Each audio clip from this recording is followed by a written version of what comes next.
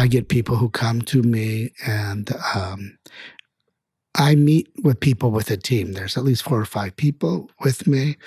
I'm fortunate to have 1, if not 2 psychologists in the room with me at the time. Now, have they... I was going to touch base. No, go ahead. I was going to say, now, have they kind of seen the person before that point, or screened them, or kind of like went through? I imagine somebody who's been to 13 different people has probably seen somebody for mental health. I've seen a lot of different things. Yeah. According to how the Church in the United States allows the rite of exorcism to be used, you have to rule out that it's a medical issue, that it's a psychiatric issue. Okay? So for it to go the whole thing to end up being used, the rite of exorcism, the formal church's prayer for deliverance, you have to rule out that it's not a psychological issue, that it's not a health issue. Some kind of cancer, some kind of weird blood disease, something else that explains that. Then you can say, okay, if we rule out this and this, okay, so what makes you think it's spiritual? So I get people, and they call me, they get my name, they show up at the door.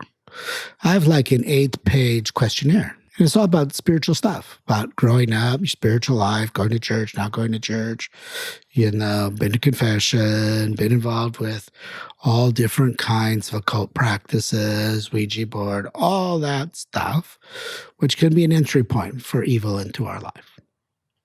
And they fill that out ahead of time, email it to me, I read it. So we understand kind of like what we're meeting when we meet with them, what their age is, who's coming with them. And the thing that always gets me, because we used to meet in this room originally, is they come in very shy and almost embarrassed. And very soon into the conversation, like the 3rd sentence, they'll say, you won't believe me. And she's like, you have no idea what I believe. You have no idea what I have seen. And then all of a sudden, it's like a huge weight is lifted off their face, because they have tried to get help in many places and been turned away and not treated with concern. They basically just start crying that somebody finally will take them seriously, that it's spiritual.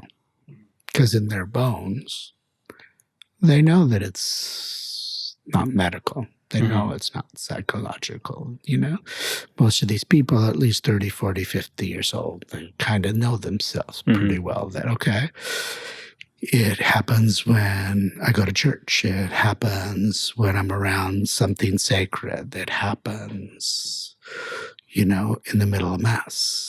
It doesn't happen in the middle of the theater. It doesn't happen. It's very specific. Okay?